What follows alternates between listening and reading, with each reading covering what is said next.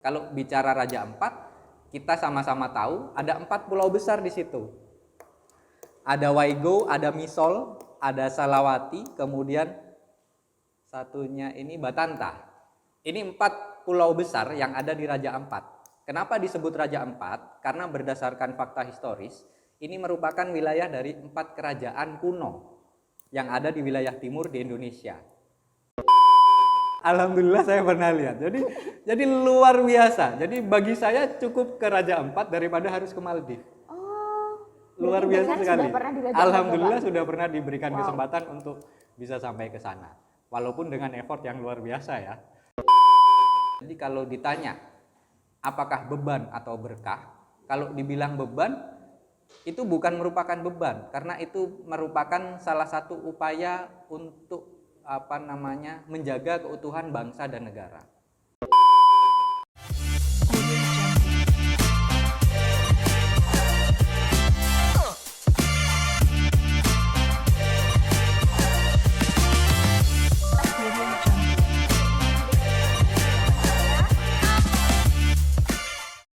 Assalamualaikum warahmatullahi wabarakatuh. Hai Sobat Konspirable, selamat datang di podcast Hukum Tata Negara Tax.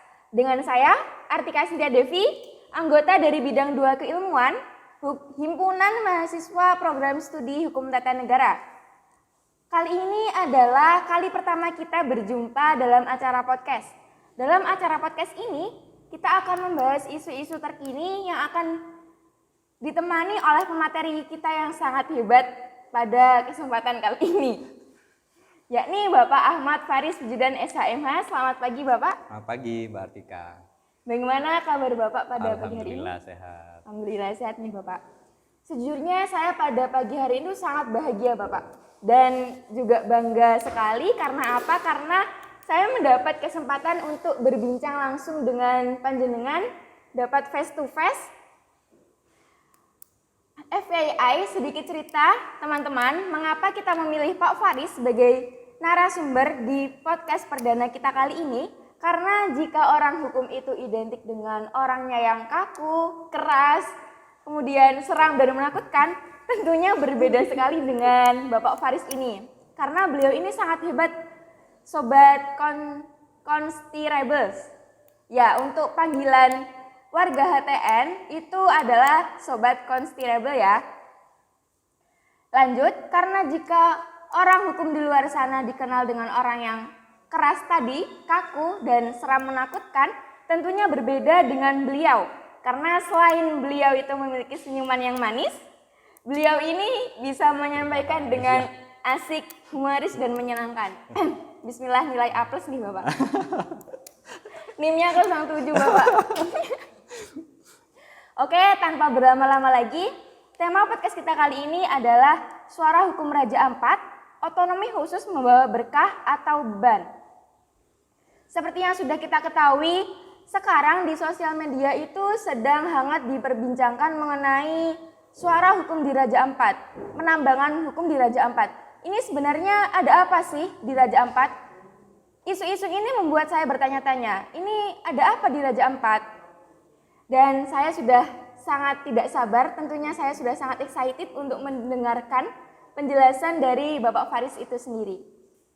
Bagaimana Bapak? Sebenarnya apa latar belakang pemerintah dalam pemberian izin atas tambang di Raja Ampat itu Bapak? Baik, kalau kita bicara tentang Raja Ampat, sebenarnya sebelum kita bicara spesifik tentang Raja Ampat, ada beberapa hal sebenarnya yang perlu kita tarik ke belakang. Jadi kalau Mbak Artika ingin tahu lebih jauh tentang Raja Ampat, bisa kita cek dulu. Kalau tadi pertanyaannya temanya tentang otonomi khusus. Otonomi khusus itu dimiliki oleh Provinsi Papua Barat Daya. Jadi kalau Mbak Artika ngetrek ke belakang, Raja Ampat ini merupakan salah satu kabupaten di Provinsi Papua Barat Daya, yang provinsi ini merupakan provinsi yang paling baru yang ada di Indonesia.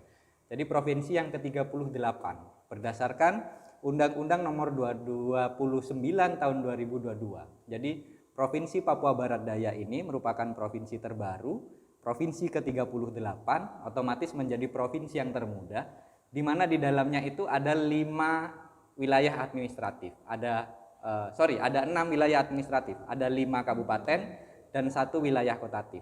Sorong, Sorong Selatan, Tambrau, Mai Barat, kemudian Raja Ampat, yang 1 wilayah kota Sorong. Jadi ada 6 wilayah administratifnya. Nah, Raja Ampat ini menjadi salah satu wilayah administratif dari Provinsi Papua Barat Daya yang dalam tanda kutip mendapatkan otonomi khusus dari pemerintah. Kalau dicek di Undang-Undang Nomor 29 Tahun 2022, berarti kan nanti bisa lihat bahwa tujuan dari pemekaran Provinsi Papua yang kemudian ada Provinsi Papua Barat Daya itu adalah yang pertama mempercepat pemerataan pembangunan, kemudian yang kedua peningkatan pelayanan publik, dan yang ketiga adalah dia mengangkat harkat dan martabat orang asli Papua. Jadi ada 3 itu di dalam norma terkait dengan pemekaran Papua yang kemudian ada Provinsi Papua Barat Daya.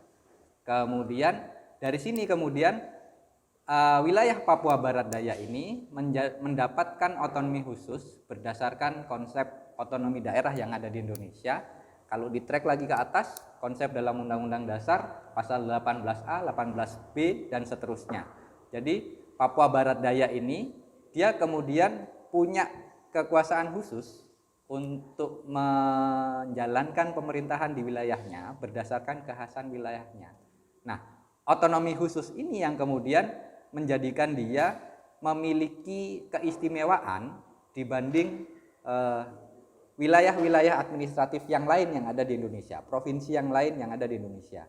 Seperti yang Mbak Artika tahu bahwa provinsi atau wilayah yang ada di Indonesia yang diberikan otonomi khusus itu amat sangat sedikit sekali. Kenapa diberikan otonomi khusus? Pasti ada alasannya. Contoh, ada konflik multidimensional, kekhasan wilayah administratif.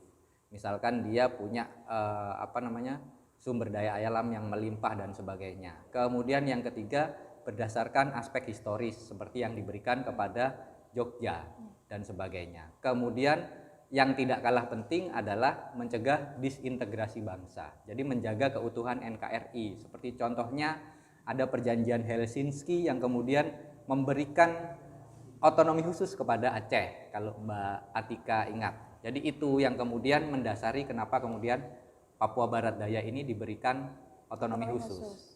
Kalau pertanyaannya berkah atau beban, jadi berkah atau beban ini kita lihat dulu dari 3 tujuan pembentukan Provinsi Papua Barat Daya ini, apakah ini sudah terlaksana secara optimal?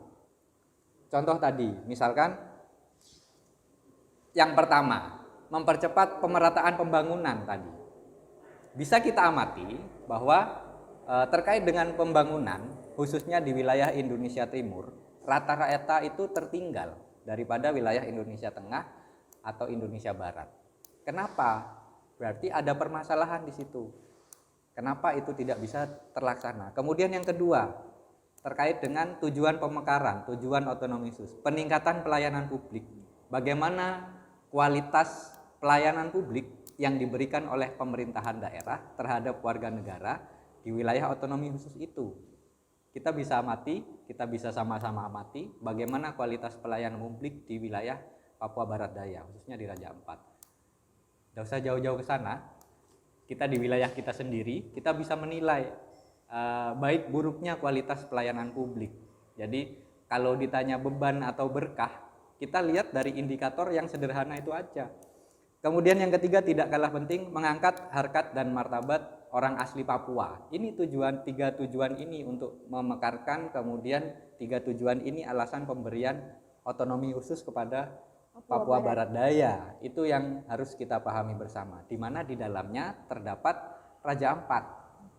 Kendalanya kemudian dari 3 ini, yang pertama perencanaan yang tidak tepat, perencanaan atas pelaksanaan pemerintahan di tingkat daerah. Yang kedua, manajemen pemerintahan daerah yang tidak siap dalam rangka menjalankan pemerintahannya berdasarkan otonomi khusus yang diberikan. Kemudian yang ketiga, ini isu krusial dan sensitif, pengawasan terhadap penggunaan dana otonomi khusus. FYI, saya pakai bahasa Mbak Artika, FYI, otonomi khusus itu dia punya dana yang luar biasa besar, yang itu berbeda dengan dana yang dimiliki oleh provinsi lain yang ada di Indonesia. untuk medio 2024, Papua Barat Daya itu punya 11,38 triliun. Bayangkan, hanya untuk 6 wilayah administratif dia punya 11,38 triliun. Kemudian berikutnya, yang keempat, kurangnya pemahaman masyarakat terkait dengan otonomi khusus yang diberikan. Jadi masyarakat itu cenderung abai terhadap otonomi khusus, atau bahkan dia merasa jumawa bahwa dia ini wilayah khusus sehingga kemudian bisa melakukan apa saja. Nah, kemudian yang tidak kalah penting lagi, ada konflik kepentingan. Ada konflik kepentingan serta penyalahgunaan kewenangan. Konflik kepentingan dan penyalahgunaan kewenangan. Yang terakhir, tapi tidak mengesampingkan yang tadi awal yang saya bicarakan, adalah terkait dengan lemahnya penegakan hukum. Ini permasalahan mendasar yang tidak hanya menimpa provinsi atau wilayah-wilayah yang tidak diberikan otonomi khusus, tapi juga ini terjadi pada wilayah-wilayah yang dia punya otonomi khusus. Kalau tadi terkait dengan Raja Ampat misalkan, kita sama-sama tahu bahwa Raja Ampat ini merupakan miniatur surga dunia. Kalau kata UNESCO itu Raja Ampat ini miniatur surga dunia, karena Raja Ampat ini Great Coral Reef dunia itu ada di Raja Ampat. 75% koral, varietas koral dunia itu ada di Raja Ampat.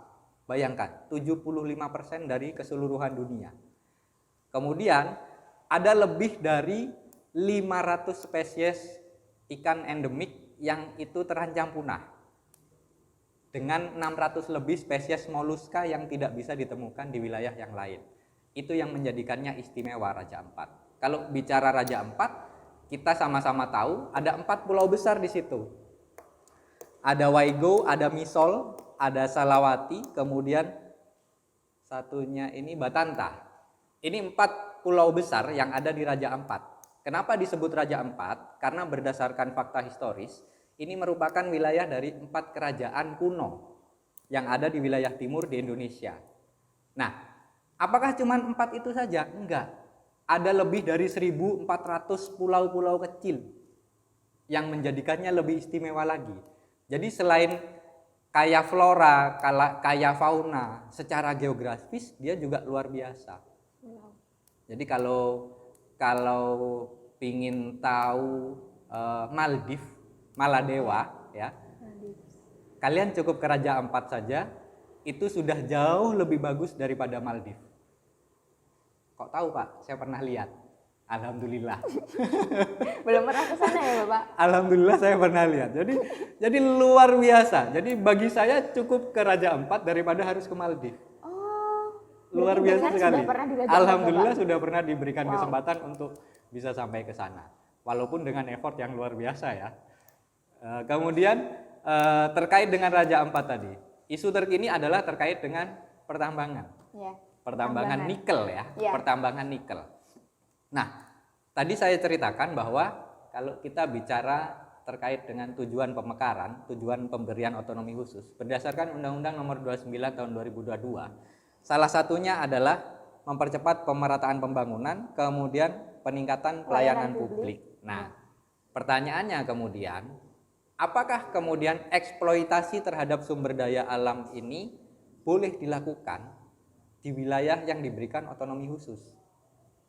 Nah, kalau kita cek yang terjadi di Kabupaten Raja Ampat, ada beberapa perusahaan yang itu dia sudah mendapatkan izin untuk melakukan pertambangan nikel. Izin usaha pertambangan. Pertanyaannya kemudian, izin itu diberikan oleh siapa? Berdasarkan Undang-Undang Nomor 4 Tahun 2009, kemudian yang diperbarui dengan Undang-Undang Nomor 3 Tahun 2020 tentang pertambangan mineral ya. Jadi IUP, izin usaha pertambangan ini dikeluarkan oleh Kementerian ESDM. Oke. Dalam arti bahwa izin ini diberikan oleh pemerintah pusat. Nah, tapi pertanyaannya kemudian, apakah hanya pemerintah pusat yang bertanggung jawab? Tidak juga. Karena pemerintah daerah turut bertanggung jawab. Kenapa? Karena kabupaten dan provinsi itu turut untuk memberikan izin dalam rangka pengurusan IUP yang dikeluarkan oleh Kementerian ESDM. Nah, Ini yang kemudian menjadi pertanyaan besar. IUP yang dikeluarkan oleh Kementerian SDM ini terbit atas inisiasi dari siapa, atas inisiasi dari siapa, dan atas rekomendasi dari kabupaten atau provinsi mana. Pertanyaannya ke situ. Kemudian pertanyaannya berdasarkan Undang-Undang Kehutanan, ya. Jadi wilayah Raja Ampat ini merupakan wilayah konservasi. Iya. Ada wilayah hutan produksi, ada wilayah hutan lindung, ada wilayah hutan konservasi. Di wilayah darat Raja Ampat itu merupakan wilayah konservasi. Sementara berdasarkan Undang-Undang Kehutanan tidak dibenarkan dan tidak diperbolehkan dengan alasan apapun wilayah konservasi ini dilakukan pertambangan baik itu terbuka maupun tertutup. Izin yang bisa diberikan terhadap pemanfaatan wilayah konservasi salah satunya adalah izin untuk pemanfaatan penelitian dan pendidikan. Izin yang lain yang bisa diberikan adalah izin untuk usaha terkait dengan wilayah wisata. Itu bisa diberikan. Tapi untuk pertambangan sama sekali tidak diberikan ruang untuk wilayah konservasi, pertambangan baik itu secara terbuka maupun tertutup. Kalau hutan produksi oke, pertambangan bisa tertutup. Pertambangan tertutup itu pertambangan yang di bawah tanah, itu yang tertutup. Kalau terbuka itu untuk hutan lindung masih bisa. Kalau terbuka itu untuk hutan produksi, kalau hutan lindung itu tertutup, kalau konservasi sama sekali tidak boleh. Yang terjadi sekarang di Raja Ampat adalah pertambangan secara terbuka. Di wilayah konservasi. Di wilayah Raja Ampat. Raja Ampat itu kabupaten yang merupakan wilayah konservasi. Semua. Jadi tidak hanya 4 pulau besar, beserta 1.400 lebih pulau kecil yang ada di situ, sekaligus wilayah perairan yang ada di situ. Undang-Undang Dasar pasal 33, bumi, air, dan kekayaan yang terkandung di dalamnya dikuasai oleh negara guna dipergunakan sebesar-besar kemakmuran rakyat. Pertanyaannya kemudian, PT yang punya izin usaha pertambangan itu merupakan BUMN atau bukan?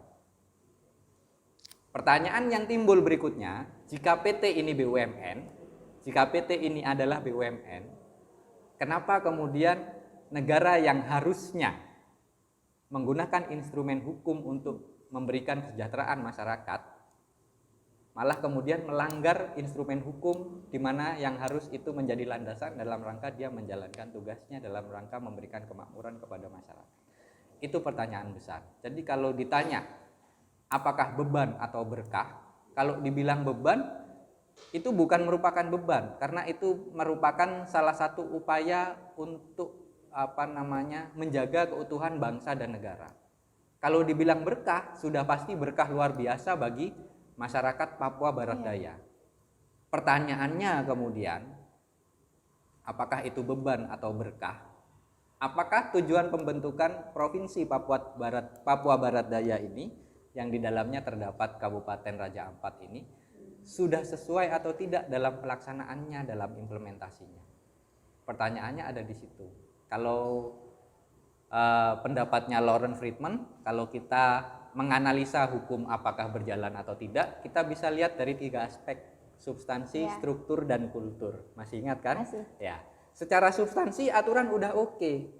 Tapi struktur yang menjalankan aturan bagaimana dan kultur masyarakatnya bagaimana? Kebiasaan masyarakat yang ada di situ, Bapak. Ya, apakah benar-benar masyarakat mau menjaga kekhasan wilayahnya yang kemudian diberikan hak istimewa berupa wilayah konservasi atau tidak? Seperti itu. Kemudian strukturnya, dia melindungi masyarakatnya atau malah mengeksploitasi masyarakatnya. Jadi meningkatkan kesejahteraan masyarakat itu bukan dengan cara mengeksploitasi sumber daya alam, apalagi secara berlebihan. Solusinya bagaimana? Misalkan tawarannya jadikan itu zona wisata eksklusif. Jadi jangan kemudian diberikan ruang sedikit pun untuk izin pemberian izin usaha pertambangan itu, karena berdasarkan instrumen hukum sudah jelas bahwa itu tidak diperbolehkan dengan alasan apapun. Itu. Kalau alasannya misalkan pasal 33, justru pasal 33 ini harusnya memberikan perlindungan kepada masyarakat Raja Ampat itu sendiri. Kita sudah sama-sama tahu di Sulawesi, nikel di Sulawesi, kemudian di Maluku sana, Ya. bagaimana dampak kerusakan ekosistem yang terjadi, kerusakan lingkungan yang terjadi, bagaimana dampaknya. Sementara setelah pertambangan yang terjadi di Sulawesi dan Maluku itu tadi, reklamasi lokasi tambang itu tidak dilaksanakan secara maksimal. Maka yang terjadi adalah yang pertama kali terdampak adalah masyarakat sekitar. Bukan kita yang ada di Pulau Jawa, tapi masyarakat sekitar. Kehilangan mata pencaharian, dia kesulitan untuk mendapatkan air bersih bahkan. Untuk air bersih bahkan. Yang semudah itu kita dapatkan di Pulau Jawa. Mereka kesulitan untuk mendapatkan itu. Dampaknya lagi bisa ke aspek yang lain. Banyak aspek-aspek yang lain dan yang itu menjadi ikut terdampak. Contoh di aspek ekonomi misalkan, bahan bakar. Di sini kita bisa dapatkan misalkan Pertalite kita bisa dapatkan 10.000. Untuk masyarakat di wilayah timur itu 20.000 itu paling murah. Dan belum tentu ada. Mahal kalau ada masih bisa dibeli. Tapi udah mahal barangnya enggak ada. Bagaimana? Terus ini Bapak, menyambung dari itu. kekhasan dari masyarakat, dari kultur masyarakat. Di Papua Barat itu kultur masyarakatnya kan mencari penghasilan di laut. Oke. Secara tidak langsung kan pertambangan itu akan berdampak di ekosistem laut Bapak. Ya. Setelah itu berdampak juga di lingkungan, bahkan itu kan bisa membahayakan untuk kesehatan. Berarti ini tidak sesuai dengan konstitusi yang katanya dalam konstitusi tertera untuk menjamin kebebasan rakyat untuk hidup dengan aman. Betul sekali Mbak Artika. Jadi kalau kita bicarakan masalah pencemaran lingkungan di wilayah sekitar tambang itu tidak bisa dipungkiri, itu pasti akan terjadi. Nanti kalau mau cek silahkan, di sekitar kita ini banyak wilayah pertambangan, meskipun bukan nikel ya, banyak tambang bahan galian C misalkan, gumuk itu yang ditambang batu sama pasirnya. Bagaimana dampak kerusakan lingkungannya terhadap masyarakat sekitar? Contoh, wilayahnya menjadi banyak debu dan sebagainya. Masyarakat sekitarnya sumurnya kering dan sebagainya. Karena apa? Karena gumuk itu ditambang secara membabi buta. Saya bilang membabi buta karena apa? Itu dikeruk sampai benar-benar rata dengan tanah. Ya. Kalau Mbak Artika ingat, di wilayah kita saja, di Jember saja, beberapa tahun ke belakang ini Jember ini seringkali disebut sebagai kabupaten dengan 1000 gumuk. Tapi sekarang kalau kita mau cari gumuk, kita harus ke pinggir dulu dari wilayah Jember. Untuk yang mendekat ke wilayah-wilayah perkotaan itu sudah tidak ada. Bahkan seringkali beralih fungsi menjadi wilayah perumahan. Ini juga bisa terjadi nanti di masa yang akan datang ke wilayah Raja Ampat. Tadi saya cerita bahwa wilayah Raja Ampat ini, wilayah perairan laut ini merupakan 75% dari kekayaan koral yang ada di dunia, itu semuanya ada di Raja Ampat. Kalau kemudian ada eksploitasi atas tambang di wilayah Raja Ampat, yang terjadi pasti wilayah sekitar akan tercemar.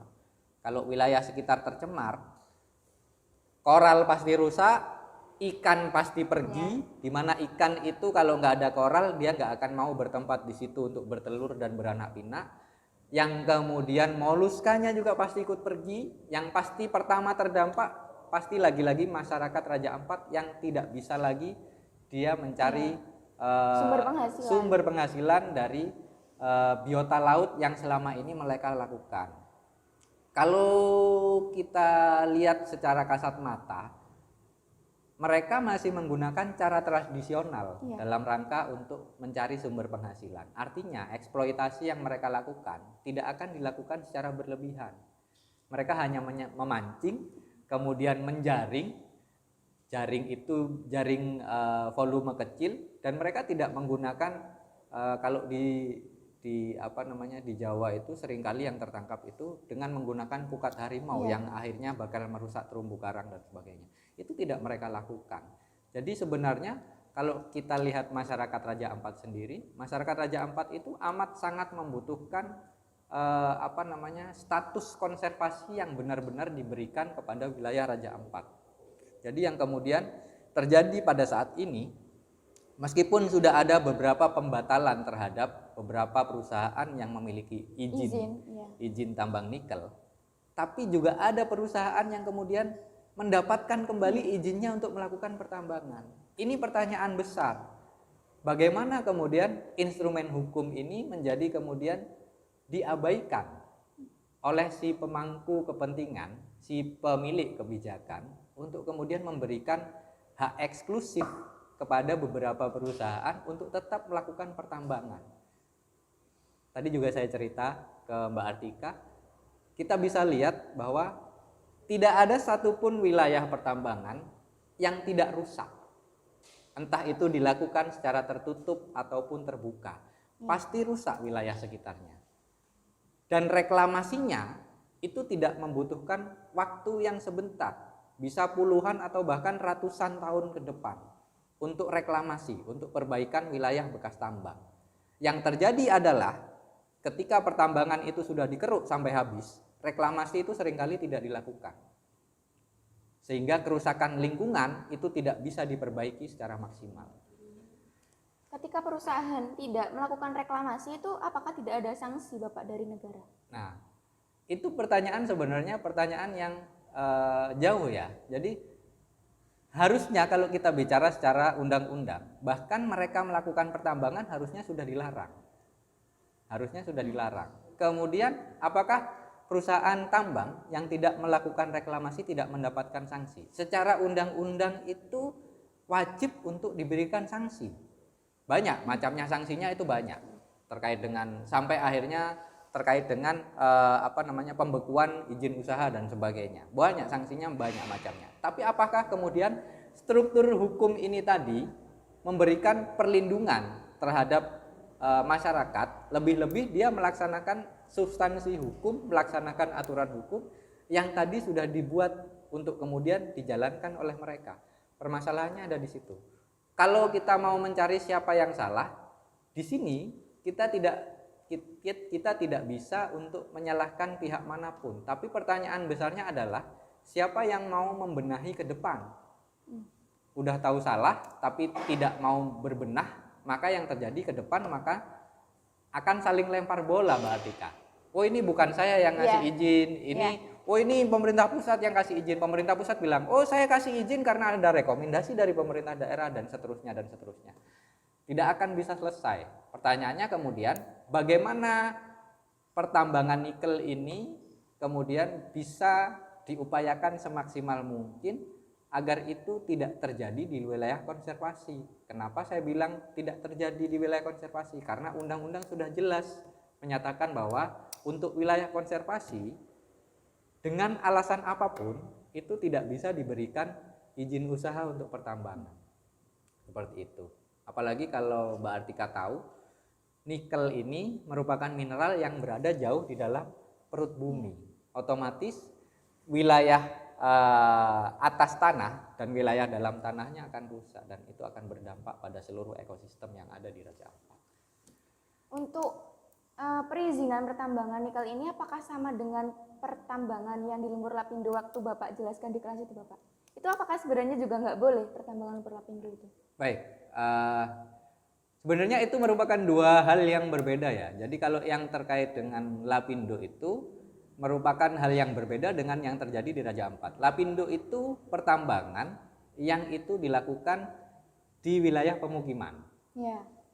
Dan yang di Raja Ampat, pertambangan terkait dengan nikel, ini wilayah konservasi.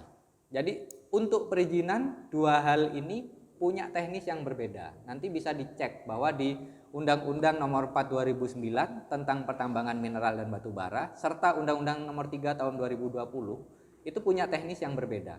Kalau untuk case Lapindo itu kalau Mbak Artika ingat itu sudah ada jauh sekali di waktu yang lampau. Jadi dia masih pakai landasan hukum Undang-Undang Nomor 4 tahun 2009 di mana izin usaha ini masih bisa diberikan oleh pemerintah kabupaten serta pemerintah provinsi. Nah, untuk wilayah Raja Ampat berlaku Undang-Undang Nomor 3 tahun 2020 di mana ini dikeluarkan oleh Kementerian ESDM. Nah, pertanyaannya bagaimana bisa izin usaha pertambangan ini dikeluarkan atas wilayah konservasi? Ya.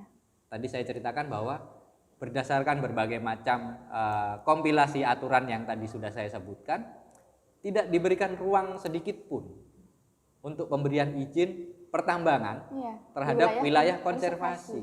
Beda halnya terhadap wilayah hutan lindung atau wilayah Hutan produksi. produktif. Itu lain cerita.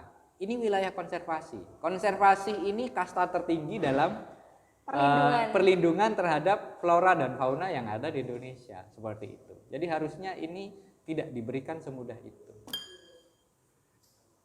Baik. Ketika ada izin usaha pertambangan itu kan pastinya pemerintah daerah juga mempunyai kewenangan kan Bapak. Ini di mana posisi pemerintah daerah untuk melakukan pengawasan terkait pertambangan yang ada di Raja Ampat itu Bapak? Oke, baik. Pertanyaannya adalah kemudian, jika kebijakan itu dikeluarkan oleh pemerintah pusat, bisakah pemerintah daerah menolak? Tidak bisa.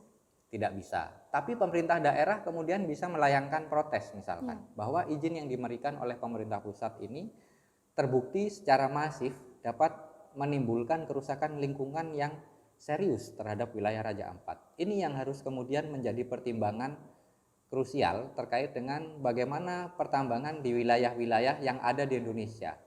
Jadi permasalahannya adalah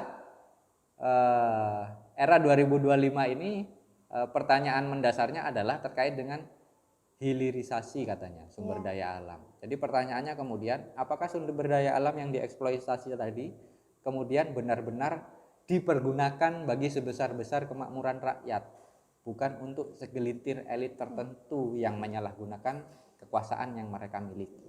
Ini tantangan ke depan, sebagaimana yang tadi saya ceritakan, yang harus disikapi secara serius. Tantangan ke depan. Jadi penyalahgunaan kekuasaan serta penegakan hukum di tingkat daerah, apalagi daerah itu punya otonomi khusus. Kalau punya otonomi khusus itu dia punya kewenangan khusus yang itu berbeda dengan provinsi atau wilayah yang lain yang ada di Indonesia. Dan penegakan hukumnya pasti bisa lebih khusus daripada wilayah yang lain. Eman sekali, amat disayangkan sekali apabila kekayaan flora dan fauna yang ada di Raja Ampat situ kemudian dikesampingkan dengan alasan Indonesia merupakan penghasil nikel terbesar di dunia. Dengan alasan pertambangan nikel yang itu sangat dibutuhkan oleh dunia, kemudian merusak kekayaan flora dan fauna yang ada di Raja Ampat. Beredar berita, beredar video di mana-mana, segelintir orang yang menyatakan bahwa ini tidak merusak, ini tidak menimbulkan efek negatif kepada kami dan sebagainya. Segelintir, berapa persen dari keseluruhan masyarakat Raja Ampat? Segelintir itu tidak mencerminkan keseluruhan masyarakat yang ada di Raja Ampat. Kalau mau fair, coba bisa diadakan polling untuk seluruh masyarakat Raja Ampat. Pasti hasilnya akan mencengangkan. Pasti hasilnya akan mencengangkan. Terlebih kalau polling itu diberikan kepada masyarakat Indonesia yang ada ratusan juta. Pasti akan menyayangkan pemberian izin pertambangan nikel yang diberikan untuk wilayah Raja Ampat.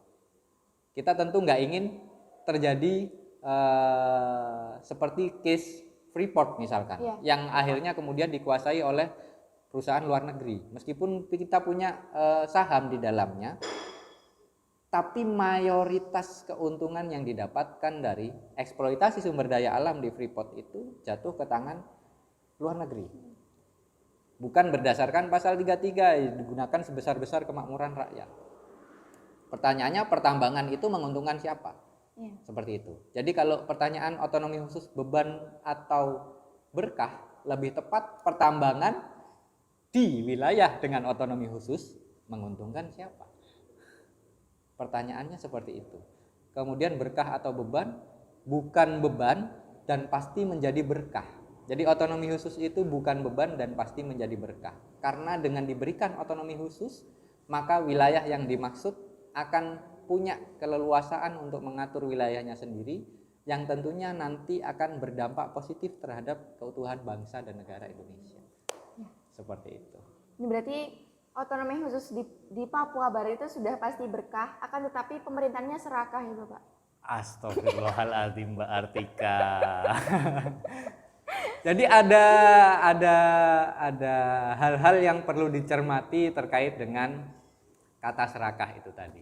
Serakah bukan tentu itu ada di pemerintah, kita sebut saja oknum. Oh iya. Kita sebut saja oknum. Karena pemberian izin itu memang dikeluarkan oleh lembaga, tapi izin itu ditandatangani oleh siapa? Dia yang paling bertanggung jawab atas pemberian izin. Bukan pemerintah secara keseluruhan. Oknum ya Bapak? Oknum. Kita Oknum. sebut saja oknum. Kita garis bawahi oknum. Walaupun banyak kita tetap sebut saja oknum.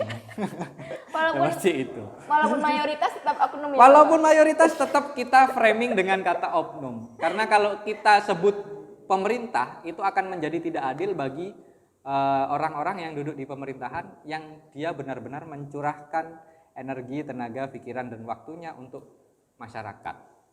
Seperti itu. Oke, karena perbincangan kita sudah sangat panjang ya Bapak. Ya Allah silakan sampai lupa Bapak. Baik, saya dari tadi bertanya-tanya nih kapan ini akan ditawarkan untuk Silakan diminum. Bapak kopinya Baik. diminum. Terima kasih Mbak Artika. Karena perbincangan kita sudah sangat cukup panjang dan mungkin karena Pak Faris ada jadwalnya sangat padat ya. Luar biasa. Sobat Constirables. Terima kasih banyak Bapak Terima kasih, Faris sama-sama, sudah Mbak Tika. meluangkan waktunya untuk berbincang dengan kami, dengan saya dan dengan Sobat Constirables. Semoga perbincangan kita dalam podcast kali ini menambah ilmu untuk kita semua. Terima kasih, tunggu di podcast selanjutnya ya. Bye.